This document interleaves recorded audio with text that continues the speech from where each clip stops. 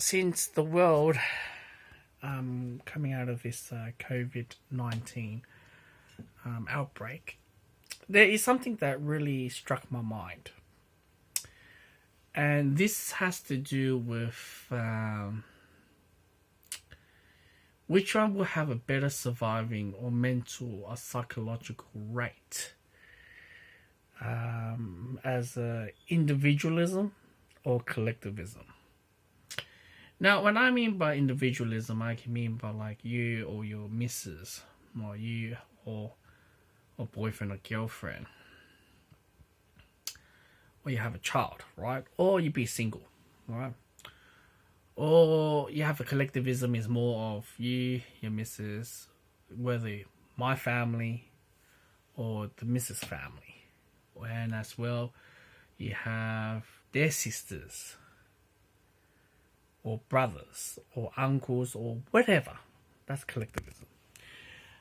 And I normally, when I talk about individualism, I talk about those who are usually focus on those who are really living out this single lifestyle, or MGTOW or red pill, or mainly MGTOW lifestyle. All right. Which one will get a far better outcome? Pros and cons with each of them. Of course, I'm going to break it down, but nowadays everyone's panic buying and things like that.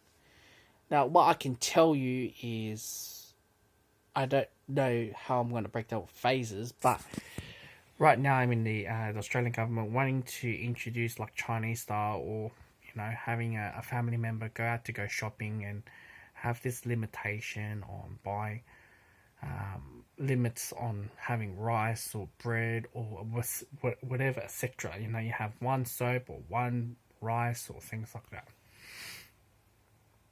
And very, very limited, right? One household in this house.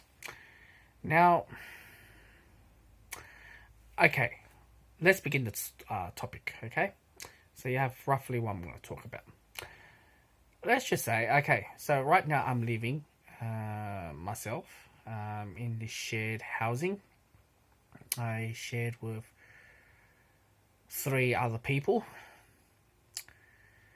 And let's just put myself as individualism, alright? I'm single, I'm a MGTOW, and this is my lifestyle. I can stockpile, I'm going to get out of my bed and show you, the food. I know it's not much, but I've been stockpiling, even down there, been stockpiling the food that I have. That is, really is enough for me as a single person. Alright, maybe if I put my missus inside, I think this will be roughly, if I bought flour, I think this will be enough. Alright, now, as a single person, you can stockpile as a single, or you and your missus, or you want to include your child, right? You can stockpile easily, right? Now, if you put myself as single, living in this house, and having that,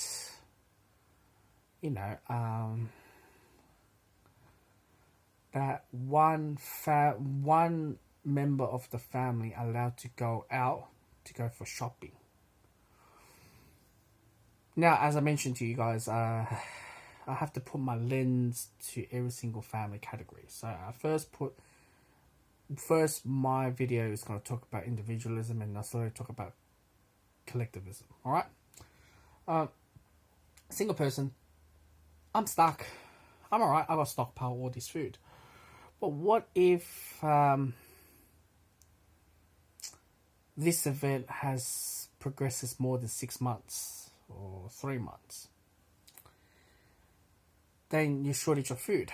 Now your roommate goes out and go grab the food and bring back, and he only is allowed to bring 1 rice, 1 flour, 1 sugar, 1 soap, you name it. As humans, we have to eat 3 times meal a day, but tough times like this, we can reduce down to 2 or 1, or we go to the fasting. You can have that. Not recommended, but tough times like this, you have to make no choice. It's really tough to go through. But what if me as a single person cop this whole coronavirus? This is going to be difficult, I'm telling you guys. So difficult. Let's just say one of the scariest thing being single or MGTOW is getting sick for a long period of time. And what I've seen on the videos, those who recover from coronavirus and not being contagious, period, it's pretty scary, you know. What if I'm in this room, I collapse in the middle of the floor and nobody comes to attend to me? Your fever, your fatigue, boom. You just don't have the energy to get up. Would my roommate come and get me?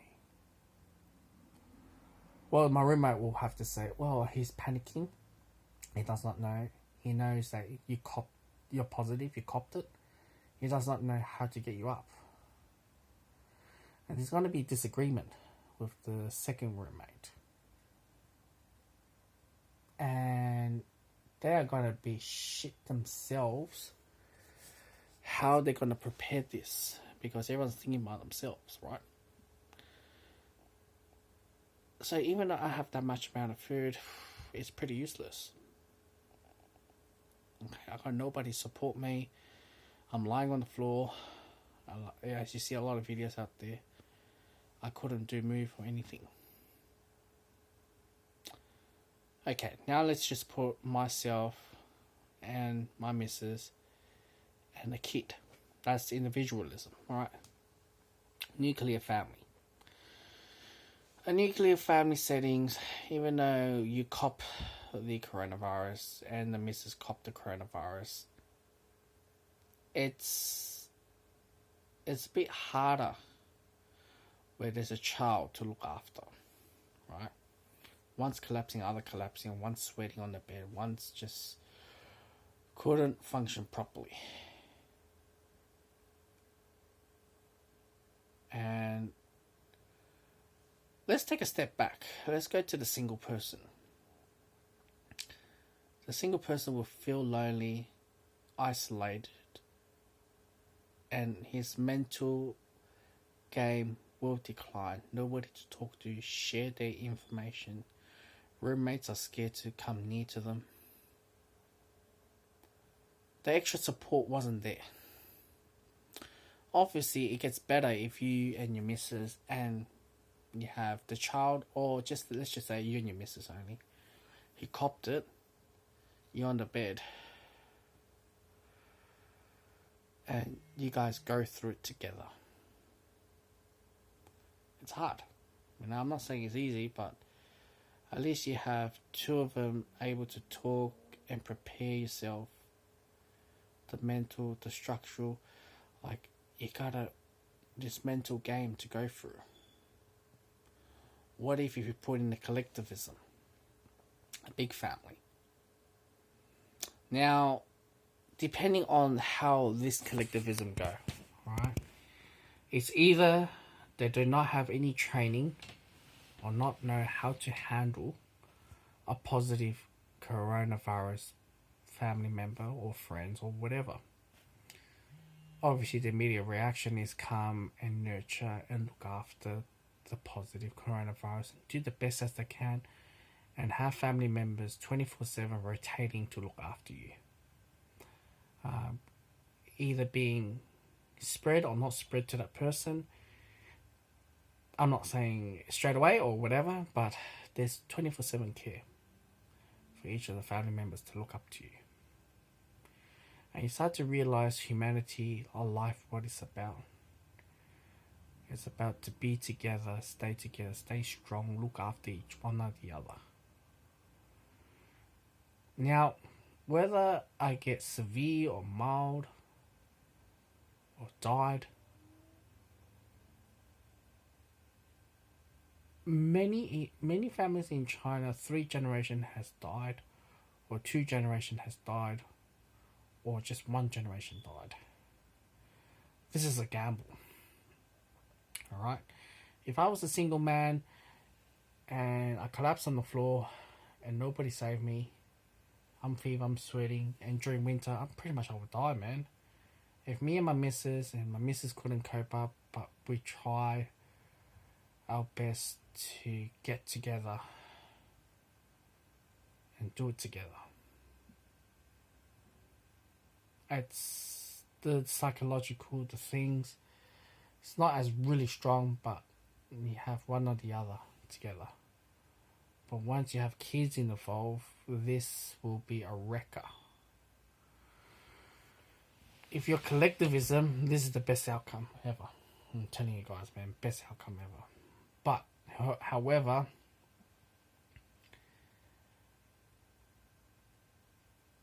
the food shortage. This is the problem with the collectivism food shortage. Let's just say you have 3 families in one house over the same roof. One family member goes out and push that trolley to the supermarket and bring it out, that full trolley, and it's not enough to feed everyone. So you got food shortage for collectivism. Unless you guys, it's very, very hard. Unless you guys live in different addresses but all come into the same house roof, that would be alright. I think this time is be a lot better. Everyone stays together, be strong. Not everyone to, be separated. You fight together, it's a lot better. If you fight as individual, your mental, your psychological, it's the game kicks in. Start to realize, man, there's no wonder why people have extended families. No wonder why people have help 24/7. We live in a society now. We don't need a big family. We don't need kids. We don't need to get married to order to survive. We don't need a partner to order to survive. We can live by ourselves. But with the moment that we start to realize, when you have this sort of big sickness and you're going through it, you start to realize your weakness, isolation, and things like that. There's good and pros and cons in everything. And obviously, being a collectivism, you fight, you like the psychological, physical, emotionally, it's a lot higher than being a single, or having a husband and wife, or boyfriend and girlfriend, or a child. Just too much to go through, But I like to think that way, but I don't think the reality works that way. Times like this should be a lot more bonding, communication, help. And one good thing about collectivism is the money pool, the financial pool is a lot bigger than a single person. Obviously, if you are a husband, wife, boyfriend, girlfriend, you have 2 incomes, savings, boom. But when you have a kid, mainly there's one main breadwinner working and the other one works maybe 50% of her wages, or the guy works 50%. Don't want to be sexist on this area. The money pool won't get by, so you look even deeper. That's where I said the psychological, emotional, physical mentality is a lot weaker. So that's about it. That's the video, just to try to break down 3 of them in this setting. Unfortunately, none of them has pros and cons, but it's either you die together or share the pain together, or die alone. And make sure you have financially. It's better to have more brains than having one brain. I think that's another word. It's good. There's always a dumb person, a smart person in the room, but everyone works together as a teamwork and combine and bring out what's the best of the best out of everyone. That's the most important part.